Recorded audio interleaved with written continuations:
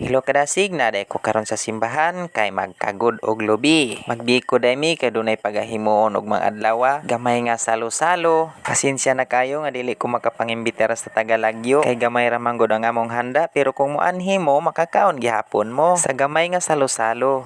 Mao din akong gikagod nga lubi ako sang gibiyaan kay nangita kog kapuli. Og sa dihang nakita na nako akong kumpare, hala pre, pikahi birahi tiwase. Anad kay na siyang mukagod ana kay mao na iyang nadak-an. O di ara nag-prepare sa gulay para panihapon. Amtik mong ka mo gulay anak sanaw.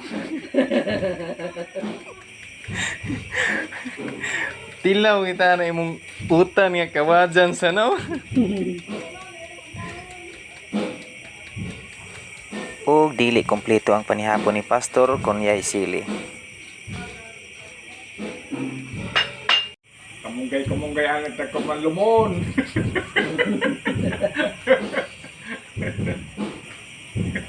Samtang gi-prepare nila ni Pastor ang panihapon, silibon usa nato ang estudyante ni Pastor Exter.